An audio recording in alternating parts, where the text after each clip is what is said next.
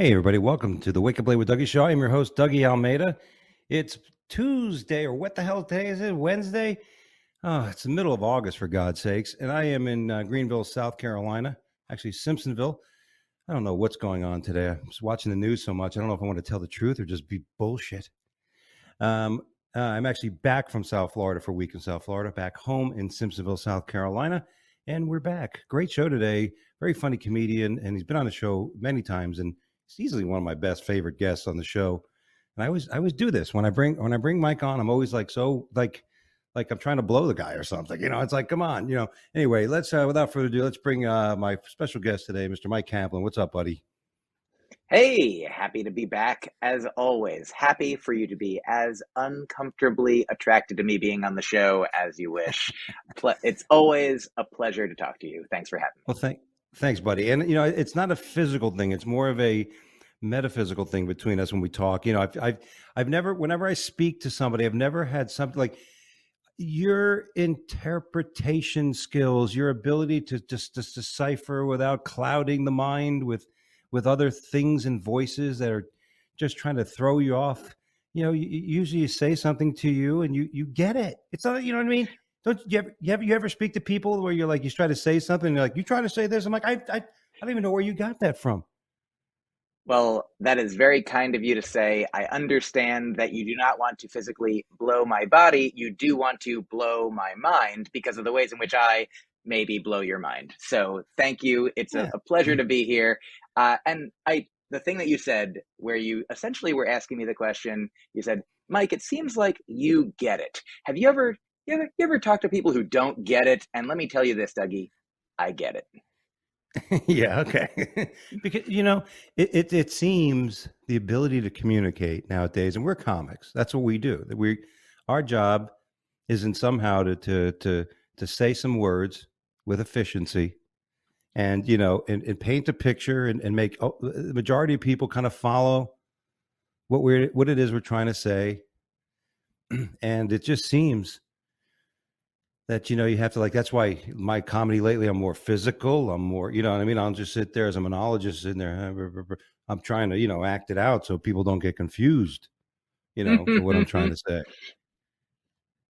I appreciate that. I don't know that. I think I'll say first. I also think that I do move around more on stage than I used to. I absolutely Really? started out just standing still behind the microphone. Often wouldn't even take it out of the stand. Now, absolutely love a big stage. Love to use the space. Not in any sort of preordained or like predetermined way. Like I Right. haven't really mapped things out, officially.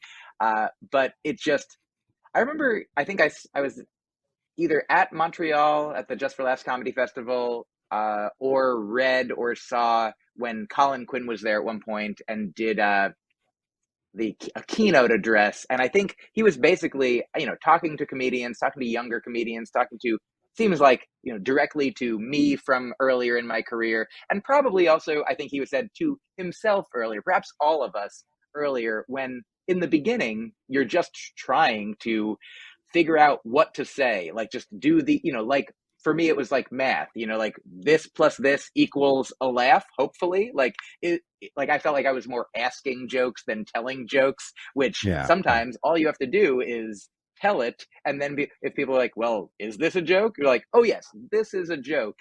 But I Mhm. remember Colin Quinn gave the advice to, you are on stage. You're not just, a floating head. You're not, you have a body, you have a physical reality all around you. So why not make use of all the tools that you have at your disposal, which do, of course, include the mic stand, the mic, and the capacity to stand there, but also all kinds of other opportunities as well. Yeah, and I learned that lesson, I think, years ago watching Rich Voss, because Rich would be sitting on the stool and he'd tell a joke, people would be laughing, and he would just sit there and like look at the people on this side of the room, right? Laughter, and then as the laughter started to come a little down, he'd go, and he'd look at the other side of the room, and then they would start to laugh. You know what I mean? And it's like, if you have a face like this, why not, why not use it, and a body, you know what I mean? It's been fun. And I think that's, somebody recently asked me, like, I'm in my 15th year. So someone recently asked me, like, what are some of the things that you've learned, like you've picked up, yeah, like, don't run the light, all that stuff. Everybody knows, but there's certain things you learn. And those are some of the biggest things, is to put it all together. It's the trumpet section, it's the bass. You know what I mean? We're trying to get everything orchestrated into a nice little melodic moment. You're I rubbing love it. off on I me, love. Mike. I just feel like I just spoke Mike Kaplan. I think I just spoke I Mike Kaplanese. You really, you really got me. I really like the idea that, first of all, of the whole body as, an orchestra or whatever, musical, a jazz band, however you like your music to come out. But I love that the trumpet section is right. I don't mean to toot your own horn, but you're great analogy there. Love that your chest is the trumpet. Yeah, I feel like they're trumpets. I mean, you know what I mean? That's the problem. Yeah. Oh yeah. Yeah. Understand. I mean, Uh, but they could be tubas. They could be, there's a lot of could be possibilities for worse. you. It could have been worse. I could have said kettle drums, you know, Oh, sure. um, kettle drum. What a boom, boom, boom, kettle drums. Have you ever played any musical instruments? I have, in fact. My parents, when I was growing up, were both music teachers, and so was my grandfather, and so my education included from age 4 violin lessons, and almost more in my home. I know that a lot of children were sort of made to go to, let's say, church or synagogue or mosque Right. or temple of whatever kind, and for KKK me, rally. exactly, whatever the family was into. I don't really believe it, but my mom makes me go. And I did go to Hebrew school, and I did get a bar mitzvah, but in my family, music school was more a necessary obligation. In my Right. like, I could have chosen to, if I threw a fit and didn't want to go to Hebrew school, that would have been fine. But I Right. was not allowed to not do music. I had every Saturday I would go to a school where I would play in an orchestra and take a master class, and there was a quartet that I was in, and a theory lessons. I was there all day, every Mm-hmm. Saturday for most of my childhood. So I played the violin, and I did not like it for many years until I was in high school, and I started teaching myself guitar, and I found myself learning the guitar very easily because Yeah. of all the past Extremely. decade of having that instrument forced upon me and the theory lessons and everything. Yeah. So yeah, I started teaching myself guitar, playing guitar, writing guitar songs, and that's ultimately, some of the songs were funny, and that's what led me to find a comedy club to perform them at, and that's how I got into comedy. Wow, that's cool. Yeah, I used to play guitar and trumpet growing up, and last time I actually uh, had a guitar in my hand, I hit somebody with it. But that's Hmm. another story. Yeah, yeah. There was a very discordant sound. But I was the guitar may have not been tuned well. Definitely wasn't after the fracas.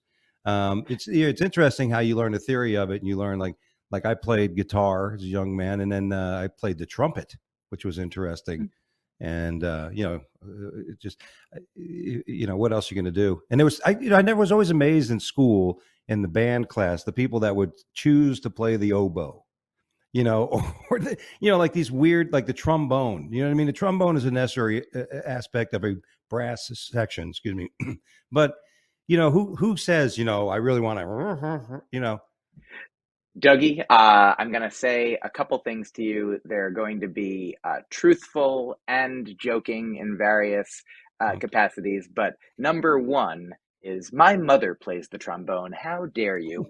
That's true. Okay. But also, your point is taken. And without the trombone, we wouldn't have Charlie Brown's parents' voices. Those were trombones. Exactly. But also, I understand. I mean, I think now the oboe sounds really cool, but I understand that at various points in my life and the lives of others, we all have sort of different associations with, like, what instruments are either cool or which ones are, along that spectrum, and so here's just a brief story that I hope will be analogous to what we're talking about. But either way, here I go. When I was a kid, my grandfather, who died when I was around 11, he had a lot of he was very high tech for the age. Like he had the first video recorder, like camcorder that I'd ever experienced, and set up. Even before VCRs really were widespread, he was taping shows and eliminating the commercials and splicing them together. Yeah. And I remember he sat down with me once and we read a book together and recorded it. And the book was a Choose Your Own Adventure. You're familiar with Choose Your Own Adventures, I'm sure. Mhm. And it took place at the circus. And there was one part of the book that I remember hearing this, listening back to the tape. And I heard an earlier version of me. I'm 7 or 8, listening back to when I was 5 or 6.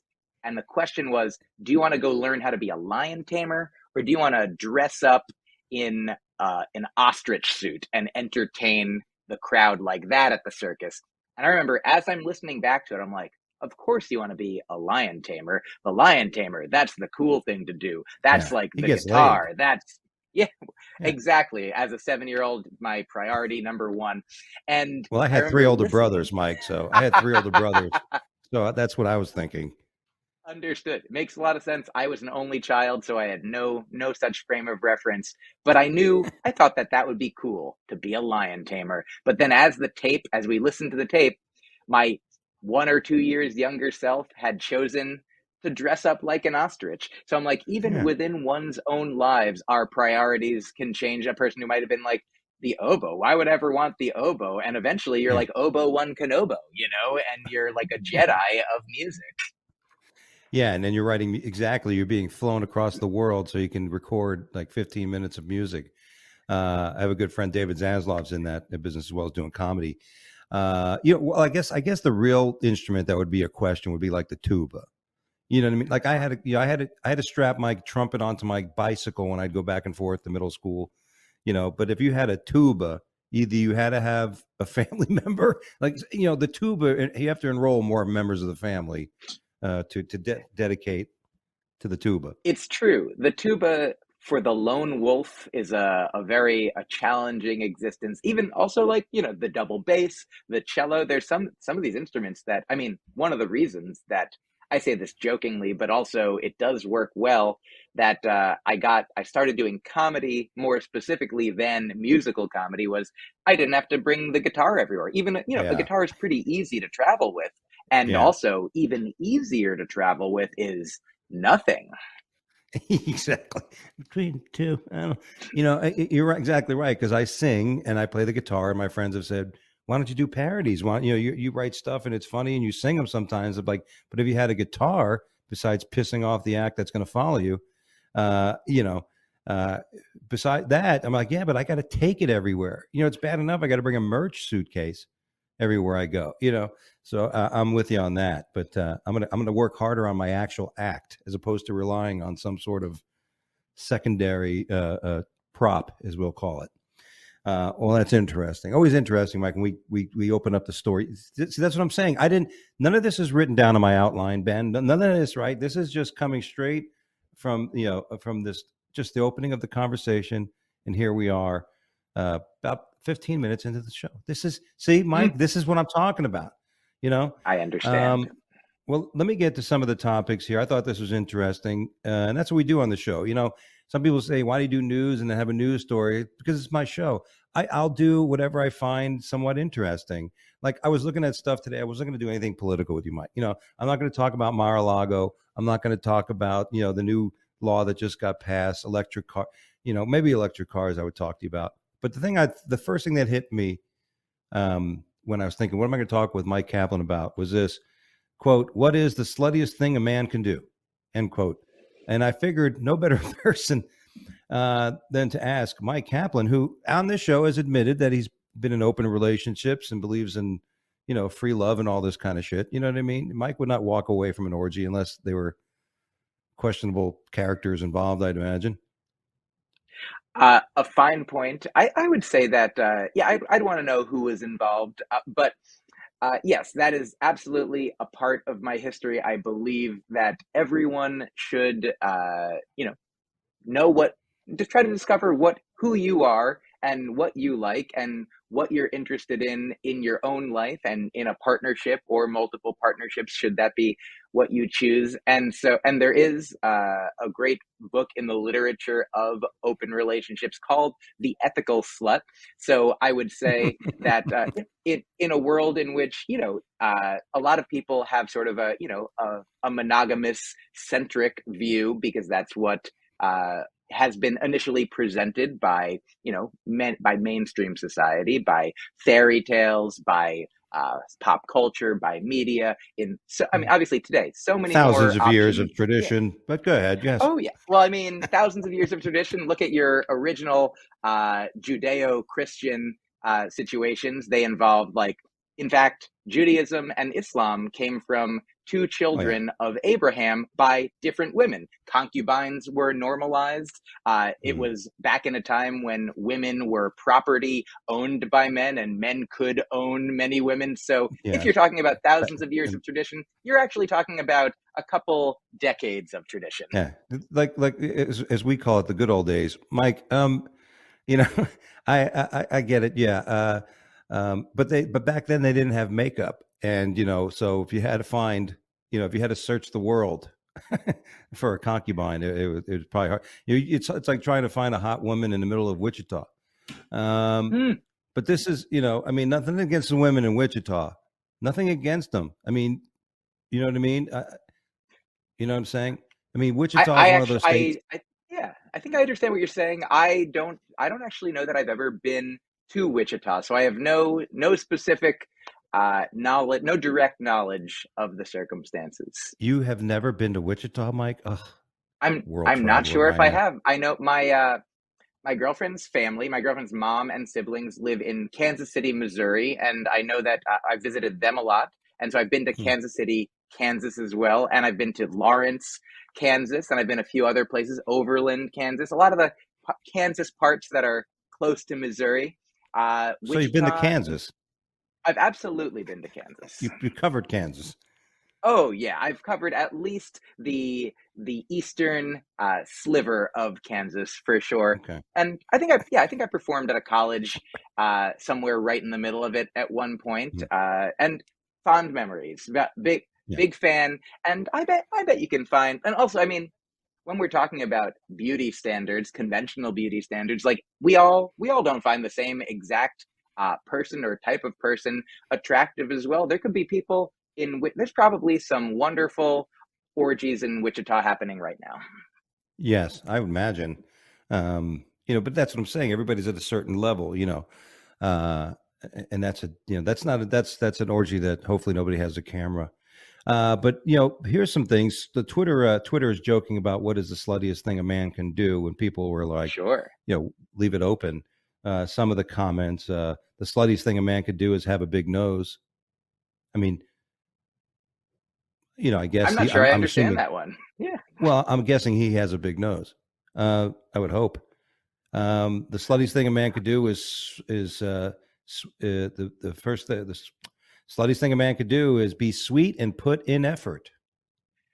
That makes a lot of sense. I mean, it's an interesting thing because I only saw this sort of trending topic when you shared it with me in the show outline. I always appreciate how organized you are here on the show, and I appreciate your willingness to allow me to let's say transcend the outline at times, to put a little chaos in with the order.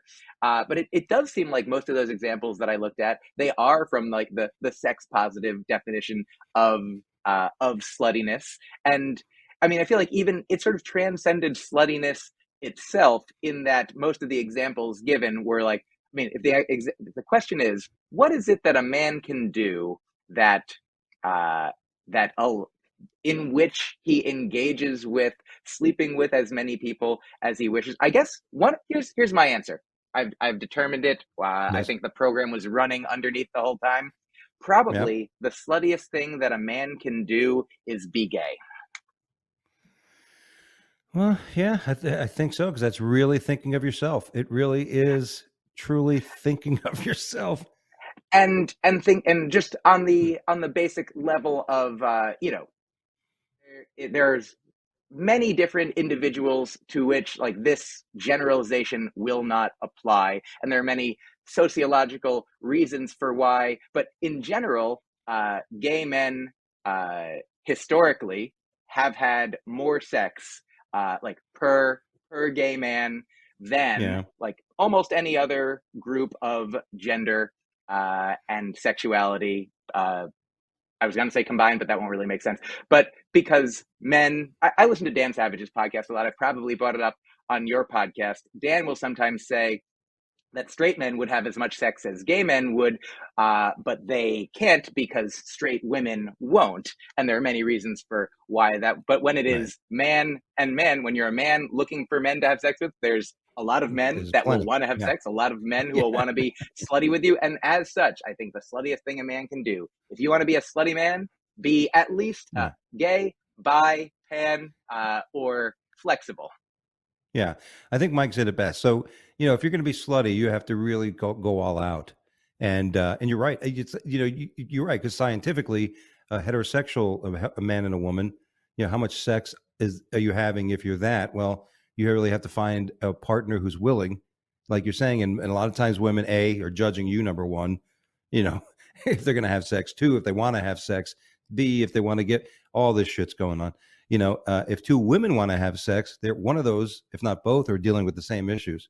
So, maybe they're going to be a little more particular about who they have sex with because a lot more emotion.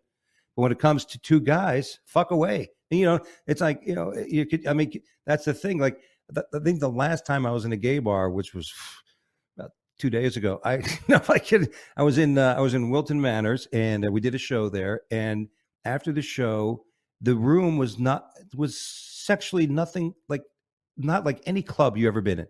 Like everybody's mounted on somebody, everybody's making out, everybody's dry humping. I'm like, oh my God, I got to get out of here before I partake. So if I get caught up in the action, but you're right. I think you're right. It's that is a great call, and I think we nailed it because some of these other ones are no. Actually, the sluttiest thing a man could do is be a barista.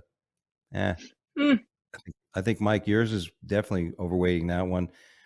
The sluttiest thing a man could do is make his soul air and immediately die from heart disease. Well, she's being selfish. The sluttiest thing a man could do is be four men from New Jersey. Okay. See, so we got it best here. So the sluttiest thing a man can do is be gay. That's it. And ladies, don't keep pushing us to that. Just saying. I mean, ladies, do whatever you like. But it seems like who am I to? Yeah, Dougie, you're just a guy who's nervous to be at an all-male orgy because you might, if you stay too long, participate. Well, yeah, you know what I mean. Because sometimes I'm a guy who I'm not a watcher. I'm a participant. You don't want to be rude. I get involved. Yeah, you know what I mean. I'm not going to sit by and I got to either take part or get the hell out. Yeah, some hors d'oeuvres, some finger foods. You're like, well, it would be it would be kind of a rude thing to the host to just continually turn things down. So yeah, absolutely. Yeah. Well, I got to tell you, if there was food there, it would have probably stayed a little bit longer. Yeah, I'll be honest with you. All right. I came across this story. Again, the same thing. Mike Kaplan's here today. Why do so many comedians' lives end in tragedy? A lot of people ask that. So many people have committed suicide. Not even part of this article, but like Richard Jeni, Robin Williams. Oh yeah. Also, would you put up that photo one more time? Is that possible? I just want to. So we've got, of course, Richard Pryor. I love this Mount Rushmore of comedians' lives ending in tragedy. Just for if you're only listening and not looking, we've got Richard Pryor, absolutely. Chris Farley, maybe the classic comedian ending in tragedy, like Dustin Diamond, the artist formerly known as Screech. And Roseanne, who is not yet dead, but her life has been assessed to by this photo array. It has ended in her life is ending in tragedy as we speak.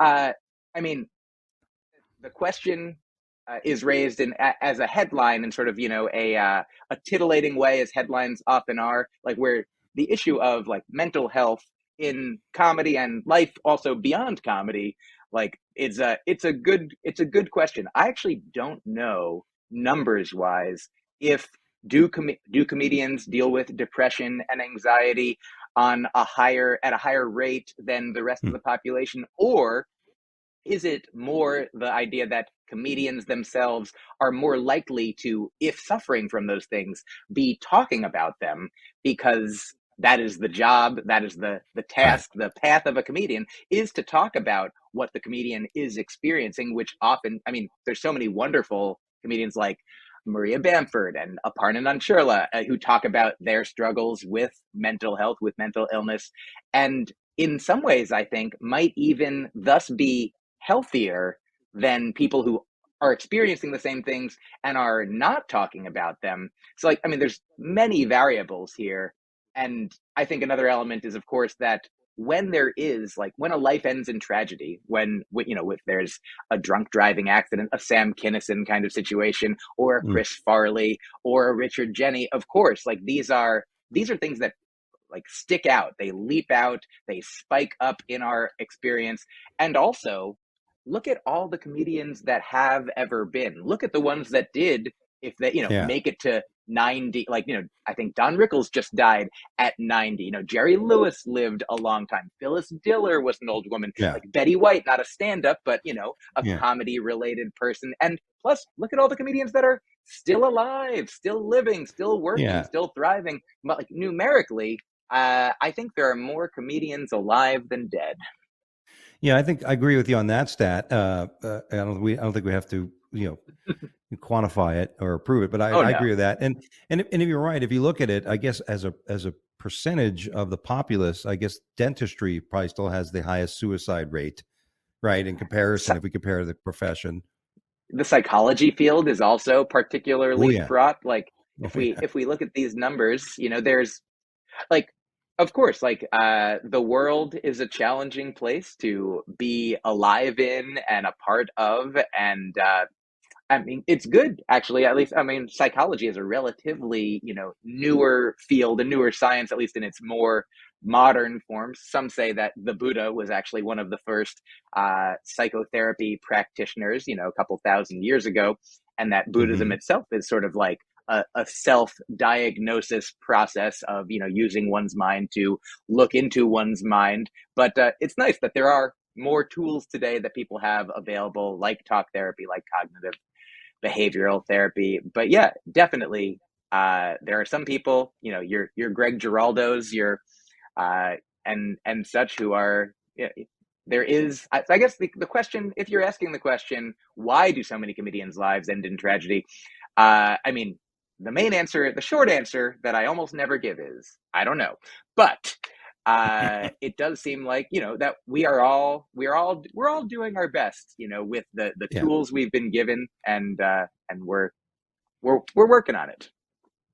Yeah. I think you nailed it with the number thing. I think it's no more than, I think there's other professions that are on the number, why are so number, um, as opposed to why, and when I think of the why, I look at that. Why is it happening? Whether the number is astronomical or is just the fact that it's happening, and I relate to that as a comic because, I really, the theory of Pandora's box, I have a lot of life experiences in this because I've always been the kind of person who wanted to try something as much as I could. If I played sports, I tried to be the best at it.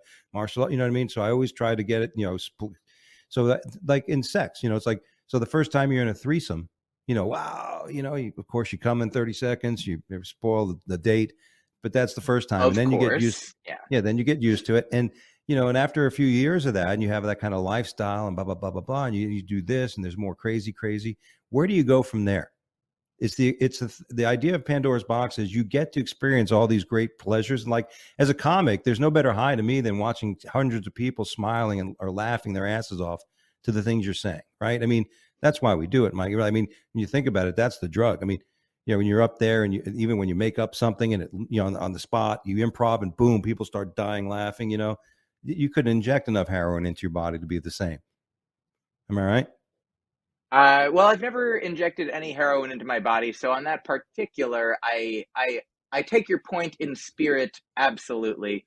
I mean, to me, also, I the audience reaction is absolutely one enjoyable aspect of the comedic experience, but I feel like it's also like, to me, my output, my input, my in and output is also equally, if not more relevant, like that I get to, plan something and or unplan something, to think of something either in advance or on the spot, to be the one, who is talking then Hmm. or like right now, for example. And I feel like it's almost like, what do you like better, like getting to say the thing or getting to hear the audience laugh at the thing? There's sort of like two sides of the same coin, the yin and the yang. And be like, what do you like better, like inhaling or exhaling? Like, oh man, Hmm. I love a good inhale because it lets me exhale as much as I want while I'm talking. But then, man, Hmm. after I get to the end of a big exhale where I'm talking as much as I am right now, oh boy, that's good. I Yeah. really like Yes. I like the in and out, the back and forth. Yeah, I like both. Especially when the yin yang principle definitely comes into play when it comes to breathing in and breathing out. Because if it wasn't for that, there would be no theory on it. But you're right. Yeah, I just that's the thing. People always ask me. I think it's that you go from these high emotions, and it's a crazy business. Everybody. I was having a conversation with a comic who's recently making it big, and he was explaining to me, like, friends think, oh, you must be this, you must be that. I'm like, he's like, no, man, the bar just got raised. I gotta scramble harder. I gotta work harder. I gotta even be more creative. It's like a music, like a band. We go back to music, but it's like a band that puts out a great album. Well, what's the next album? What's the next? What kind of product are you putting out? That's why I think that rat race sometimes appeals to that, and we go crazy. Mike, are you Sure. concerned? Are you concerned that there's 87,000 new IRS agents being put in the system? I guess the question, I didn't know that there were this many IRS agents being put in the system, but I'll tell you why I am happy about it. Number one is that I pay my taxes. And in fact, this year, I have paid more than I needed to and am waiting for a refund. And if Ah, there's more people working at the IRS might mean that I get my refund faster than if there are fewer people working at the IRS. So I hope that the majority of those 87,000 are there to verify that my documentation is accurate and that I should yeah. get back the money that I and my accountant have determined that I would. Additionally, my understanding is that of all most of the audits that are done on people with lower amounts of money, in part because people who have massive amounts of money are able to afford lawyers and business managers and Hmm. to legally work the system and find these loopholes, to the point that if they like the IRS does not have the person power in order, the manpower, the woman power. They don't have the workers and the skills necessary to do their job efficiently and appropriately. To like, surely there we can agree that the more money you have, the more capacity you have to figure out ways to hold on to your money more, to hide it legally in places, or to Hmm. whatever it is. And that there are certainly, let's say that they're spread evenly throughout all of let's spread throughout the different classes, spread throughout the different people who have different amounts of money, like people who are liars or more likely to try and hide their wrongdoings, compared to, like, open-minded, open, just completely thorough, like I am, like open book people. there are it would be more useful to be able to audit the people at the higher levels, because utilitarian wise we'll be able to then, if there's somebody stealing billions of dollars compared to somebody stealing thousands of dollars. Hmm. So I hope that these IRS agents are all being hired and trained to go after the people who have way more money than Well, I, though perhaps I am a glass half full kind of guy. well, unfortunately, this is one of those moments where I'm honored to say that, Mike, you don't know what you don't know. And Absolutely, No, I don't. and here's what's going to happen. The billionaires, like you're saying, and you made this point. A lot of these people that have a lot of money also have the not just a person from H&R Block. They actually have a JD, a Juris Doctorate, who is a person who has a law degree in tax planning and tax advice.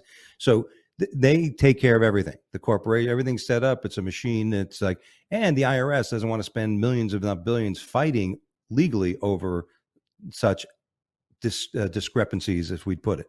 So the bulk of the people that are going to be hit by these 87,000 new agents, but by the way, by perspective, there's about 70,000 currently working at the IRS. So it's more than doubling the actual size.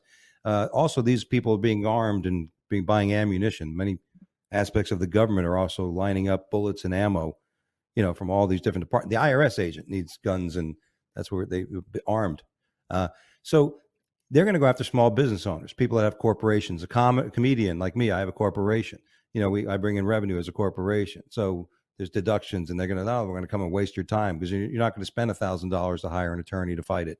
You can, I got to pay it, or I got to pull every receipt out of my ass. And okay, good. Make sure you eat all that shit. So yeah, that's going to be the actual target. So beware, everybody. Be prepared, and like Mike said, in all honesty, as a licensed fiduciary, as long as you're doing it, you're up and up. You can't be writing off shit you don't have. That just causes all the problems.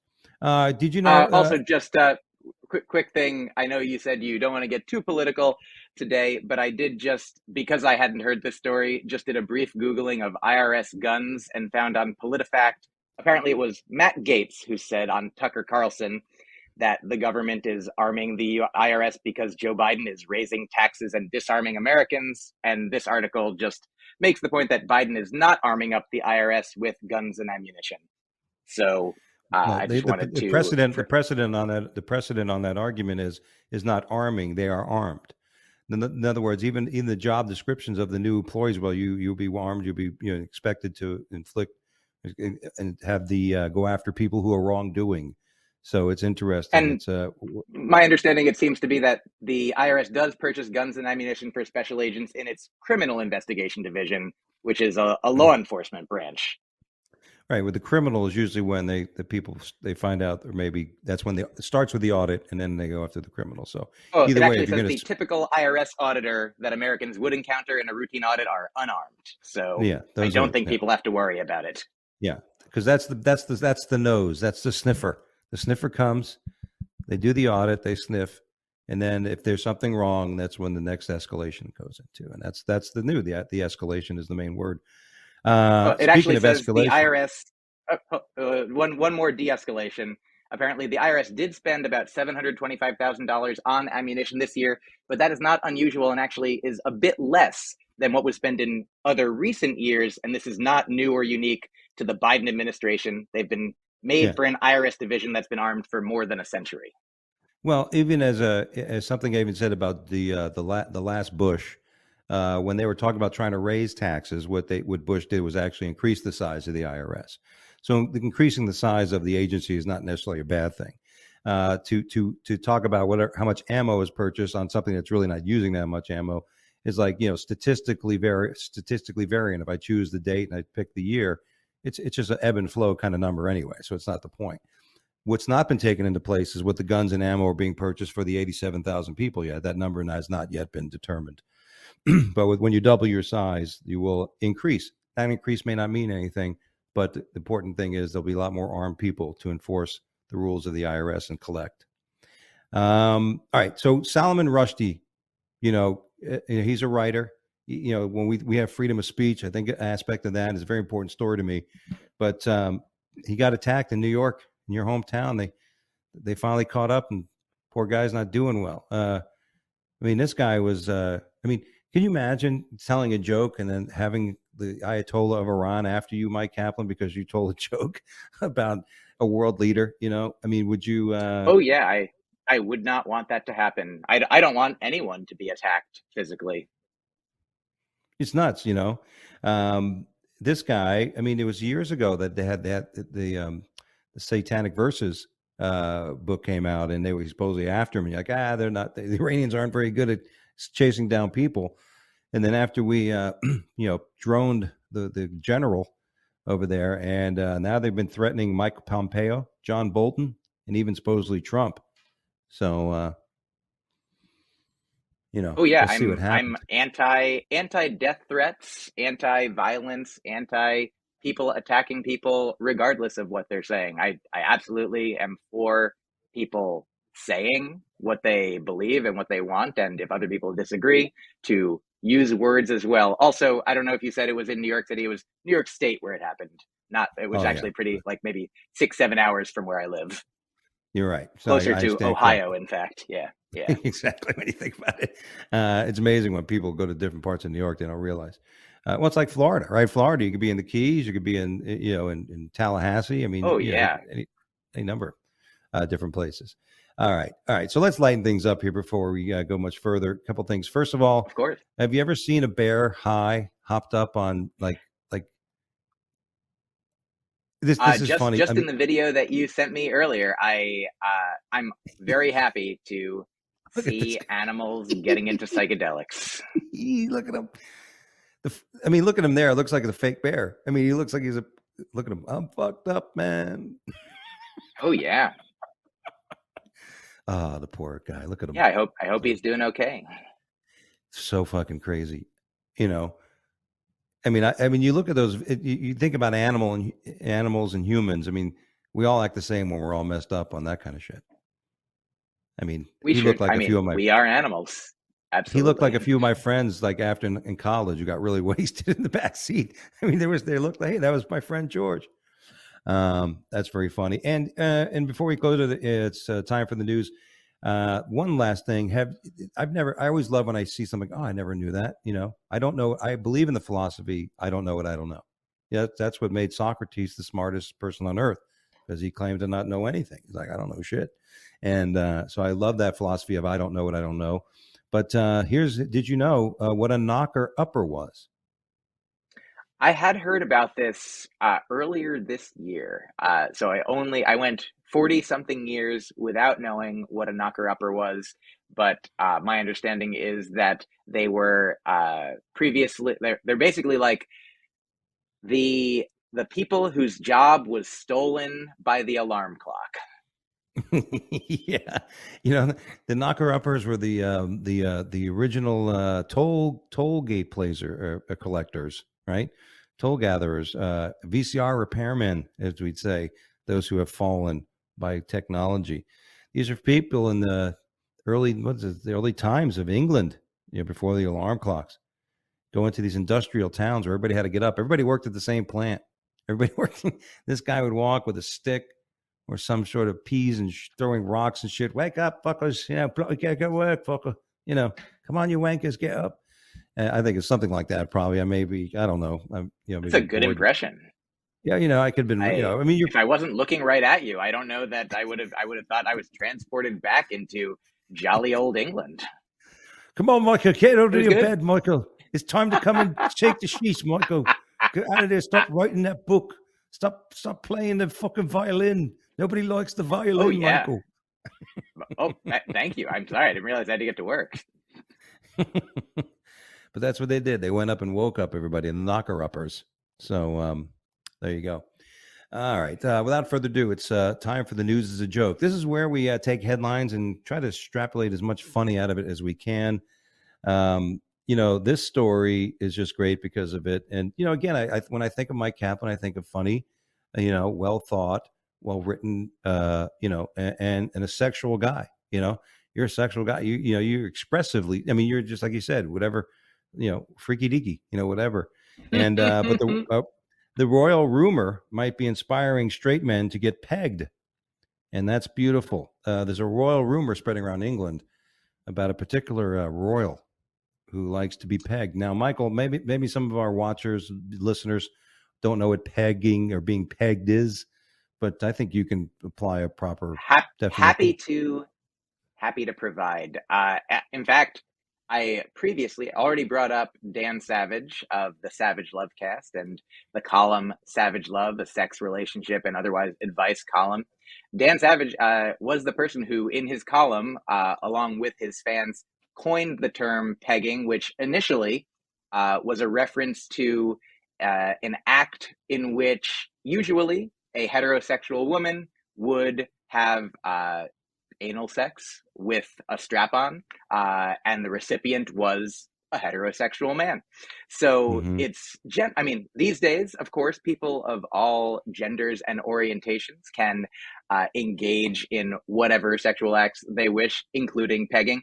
But yeah, I think it's become more and more mainstream. It was obviously referenced on I saw it on Broad City and sort of in other pop culture, clearly now Yeah. in some mainstream news sources. So I think that for the people who are being inspired by it, for people, I feel like there's probably people who haven't heard of the thing, haven't heard the word, haven't heard of the concept. And if it's something that they're like, well, now that I know that this is a thing with a name that can be done, and it's the kind of thing that you might be like, well, I don't think anyone is being pressured into it. I think if Yeah. people are discovering things about themselves, and that is beautiful.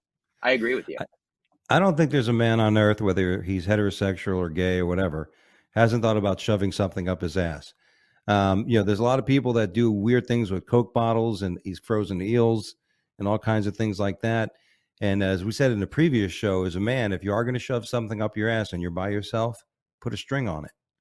Have like, don't, because, you want to be able to, there has to be an exit strategy, let's say the least.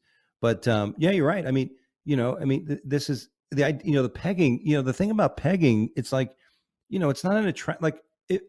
Okay. So people have that thought and they think, but the word, I mean, if the guy coined the phrase, I mean, pegging is like, oh, it almost like, it doesn't sound comfortable. You know what I mean? Being pegged. I Oh, mean, I'd imagine it sure. does. It's not punk. I don't think it is comfortable from what it turns out to be. I don't think it's very comfortable if you're Well, like, I mean, I think, yeah, I don't know if comfort is the specific goal of the act, but I would say that the name to me evokes more of, the idea of like a square peg in a square hole, a round peg in a round hole. A peg mm, goes in a hole, so to put a peg in a hole is pegging. And yeah, I think I'll also add on top of or maybe instead of in addition to the string theory that you're yes, presenting, string theory, very, very complex, of course. Uh, a lot of butt plugs do come with a belled end, kind of like bell bottoms, yeah, so that's something that will absolutely prevent it from getting lost. So whenever yeah, you're showing up for pegging, just be there with bells on. That's what I'm saying. yes. Have the bell, and don't do it with an amateur. Like, don't have the person pegging and the person being pegged be the first time any of you've dealt with pegging. Right. Somebody in the Oh room yeah, has or to at be a least yeah. professional. You know what I mean? Mm, You can't have that- two amateurs, trying it, I understand what you're saying, and I think that if you do have two people who have not experienced this before, like definitely, it's possible. I'd say that if that's the case, to be honest about your experience level, and then do as much research and just move slow. I feel like slow and Yeah. steady Yeah. is the When it most comes to that, comfortable. yeah, when it Yeah, comes to that, in a usually lot of being ways. despacio. Yeah. In Spanish, it's called despacio. Take your time. Ah, Don't be a fucking hero. I like it. Exactly. Boy, there was something else I was going to add to that, but it's too late. I forgot. My mind is erased. All right. Well, this being said, this may just be in England, but our next story, a lot of ass play going on in today's show. Oh, sure. Uh, rise in popularity of anal sex has led to health problems for women. He keeps asking me to have me put it in my bum. I said, "Want to put it in my bum, Well, but I have." I feel like there's a pretty simple number one. First, anyone like make sure that you take care of your physical, medical well-being and health needs. And hopefully, I think in the article that you shared, it said that sometimes like because of perhaps the shame or the stigma associated with sort of just a sex negative culture that exists probably in England, maybe not the same way it does in America, but there are sometimes people are afraid to talk to their doctor about sexual things. Sometimes there are doctors that might be on the shaming end of the spectrum when it comes to these things, so you want to Yeah. have a doctor that you can trust when you have a medical issue, even one that might feel embarrassing. And this is more TED Talk than joke segment, but I will say this, that here is my sincere and joking offering for if it seems that, like, because this article is saying that it seems that women are the ones who are having an elevated level of health challenges pertaining to this. So I'm imagining it's heterosexual women partnered with heterosexual men, perhaps. I mean, that's the by and large, so to speak. Most of the population, as far as we know, is heterosexual, and this will be speaking to that community specifically and from among it. I'm one of you. Women, heterosexual women, I would offer that if your male partner wants to have anal sex with you on the receiving end, why not? Look, we're in the 21st century, the world of egalitarianism. Why not have an equilibrium in which you can make it a necessary ingredient to make it so that, look, he has to at least experience something like what he's Yeah. asking you to experience to Yeah. understand, and then I think that would be potentially healthier for everyone. I think it's a great idea, Mike. You scratch my back and I peg you. I mean, that's just the way it goes. Exactly. Yeah, I think Yeah. there'll be a lot more. There'll be a lot more love in the world, to say so. And you're right. It's I good to mean, be able to, experience, because to it's imagine what someone else is experiencing, or even if you go beyond imagining it, experience what someone else is experiencing, but at least start with imagining it. yeah, because the idea is everybody kept saying follow the science. We lived in a pandemic area where everybody's follow the science. Well, when it comes to ass play, you got to follow the science. And what this article is telling us is that the man has a much better ability of taking it in the ass. Like, in other words, they have a stronger rectum area and all kinds of things. They were into it. You got to read the article, but basically they are less susceptible to the complications. So therefore, the man is the one who should be taking it, as they'd say, in the ass. Because Well, I like where you've come to. Because the man is strong, the man should be on the receiving end of yeah, the challenging pounding. that's right. Yeah. You said it best. If the woman's got to do it, like, hey, listen, if we got divorced, you get half my shit. So if this is what we're going to do, then you got to, Oh yeah. I mean, if feminism tells us that a woman can do anything that a man can do, and the anti-feminist man is like, well, then a man should be able to do anything, that a man should be able to experience anything that a woman experiences. And so, put your money where your butt is. That's right. Exactly. That's no better way to leave that one. TikTokers are using vaping, wearing their vaginal juices as perfume to activate their natural attraction. Scientists say that this makes no sense. You ever walked up to a woman and go, oh my God, she smells like crotch. I got to talk to her. Yeah, this article, I'd never heard this word before. Now I can't unknow it. Here's the thing.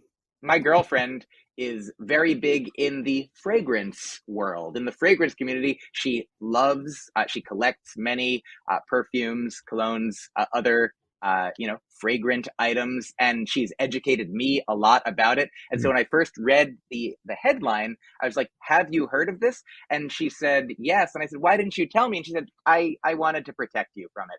And so now here I am. I have all the information. I feel like the most telling part of that article, though, for the scientist who said there's no evidence that this would be something that should be attractive to people. It's not something that has been scientifically confirmed. However, they did say, and my girlfriend also raised this point without reading the article, that the placebo effect is very powerful. So if a person dabs themselves with whatever, regardless of whether it will have an empirical effect on another being, if you're confident because you're doing it, oh yeah, they should try. My girlfriend off to the side says they should try perfume. If you think go that to the your perfume vaginal counter. juices will do it, why not try something that's formulated to officially, historically smell good? But yes, the placebo effect is very powerful. So if somebody feels confident because they dab their own juices on themselves, it might in fact seem to have the scientific effect that does not specifically exist other than placebo-wise. Well, I agree on the placebo aspect because basically it's a recognizable thing. It's the scent brings you to the moment and makes you think of that. You know what I mean? But the problem is not all these scents of the moment are attractive. Like, so you like you said, it has to do with the confidence. So, I mean, listen, I'm glad you I mean, listen, not all women are made alike, just like not all men are made alike. And, some women when the oven's open, I just want to use oven. What I'm trying to say, when the bouquet is shared, when sometimes it's not always flowers.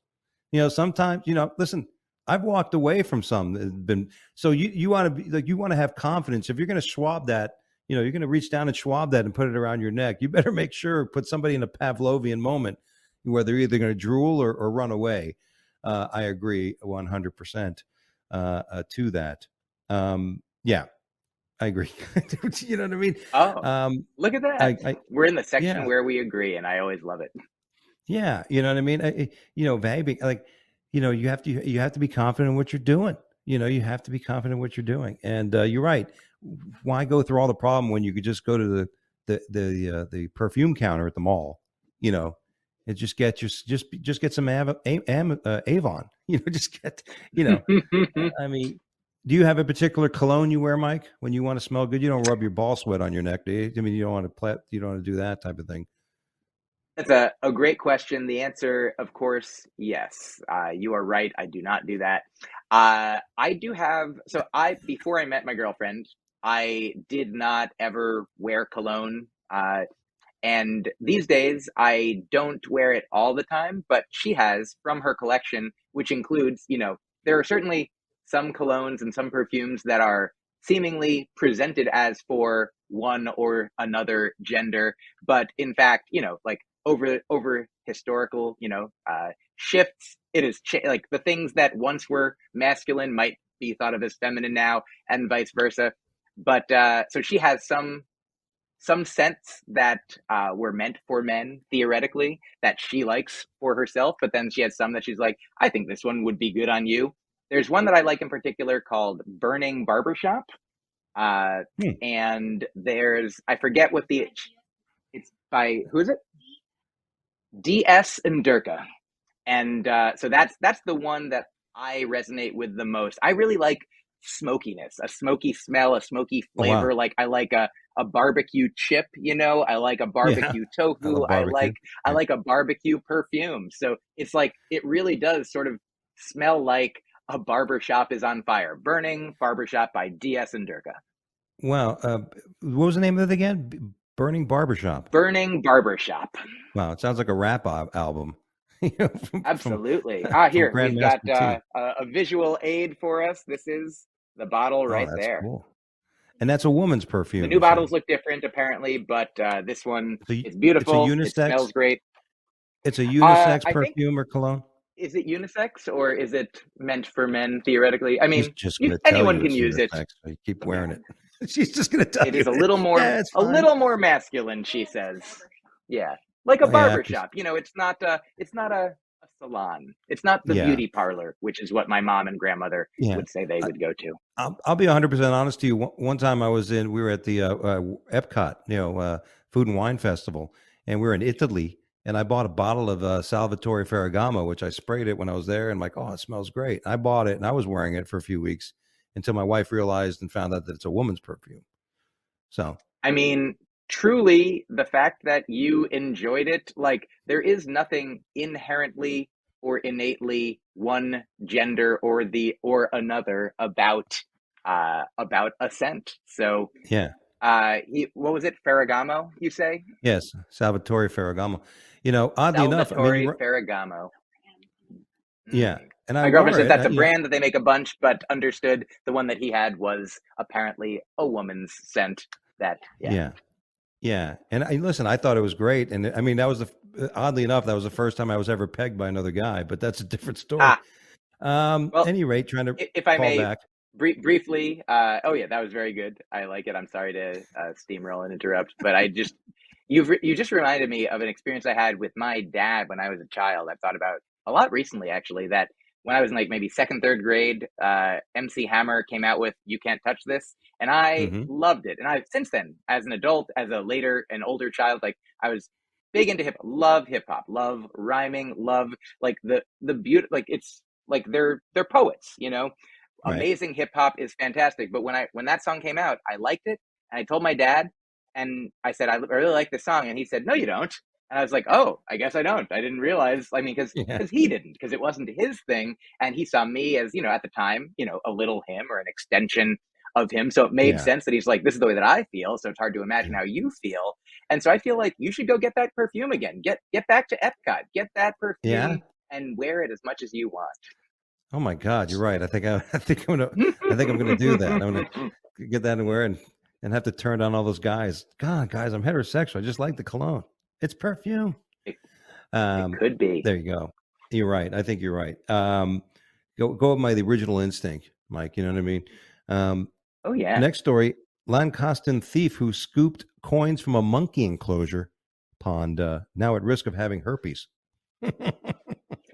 And I looked this up. I hadn't heard about this, that there is this particular herpes is not deadly to the monkeys, but it is deadly potentially to humans. Whereas, of course, the herpes that humans standardly get, that, you know, one Yeah. out of five, I think, 1 out of 4 or 5 have, which is not fatal, not lethal. It's Yes. fascinating to know that there is a monkey herpes, which, so be careful when you get water out of a monkey's butt place, I guess.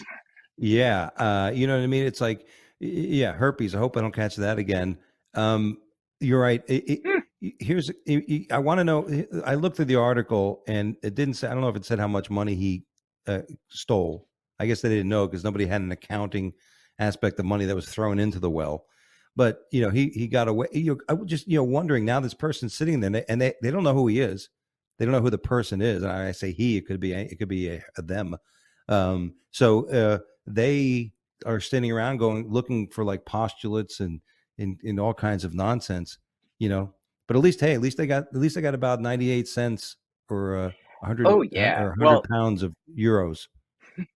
the good news for the rest of us, apparently, only I'm looking at the CDC's website for herpes B virus. Only one case Yes. has been documented of an infected person spreading this virus to another. It's usually that you get bitten or scratched by an infected macaque monkey, or have contact with their eyes, nose, or mouth. So my apologies, I was wrong. It was not their butt. It was their eyes, nose, mouth, or scratching or But who biting. can blame you, Mike? After the show we've had today, who can blame you for thinking it Yeah, would have been the I ass? it seemed like it was a theme, but You also know, just everyone knows it's very rare. But it can, you wanna get treatment immediately, or you could lead to severe yeah. brain damage or death. Don't be kissing any monkey's ass. Um, So man if you're gonna hospitalized. kiss the ass, just not the mouth. Yeah. Yes. And if you do kiss him in the mouth, kiss him on the ass real quick. Maybe it'll like Yes. counteract it.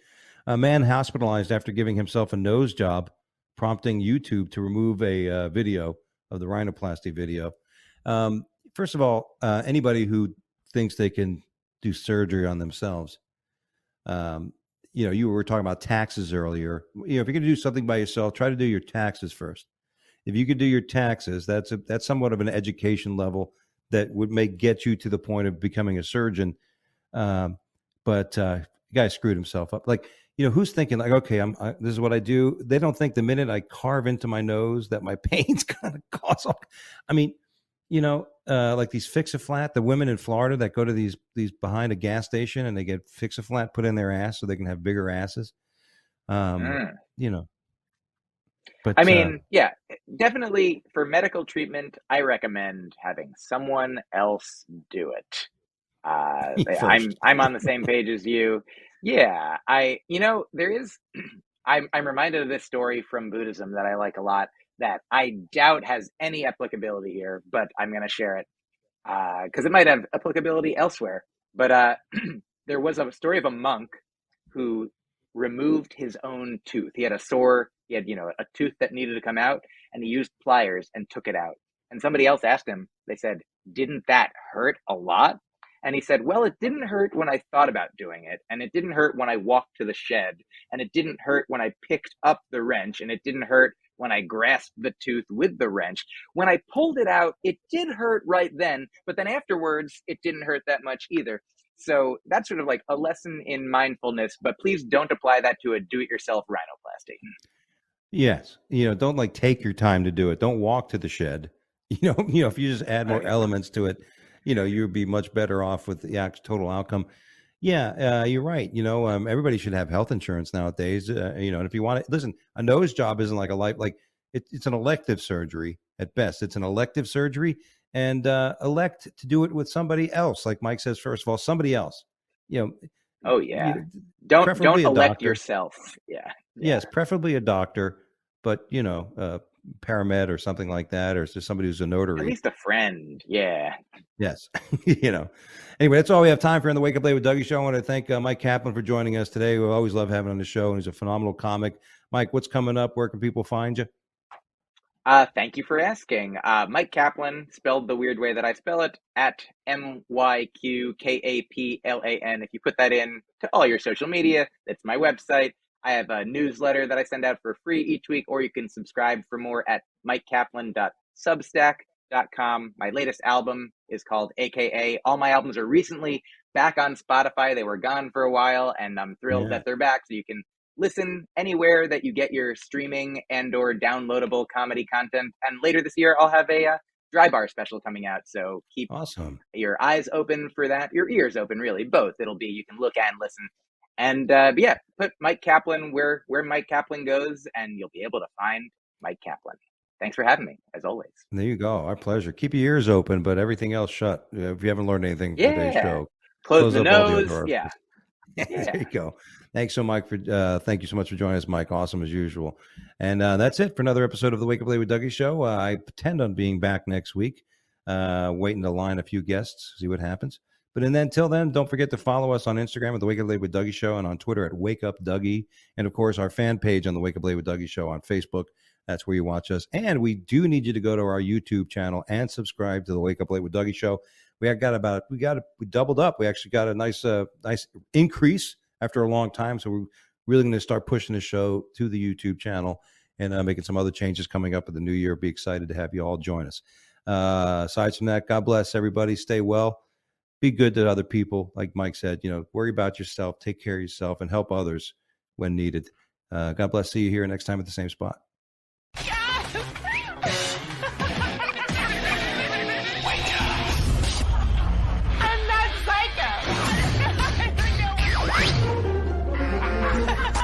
Wake up. Wake up.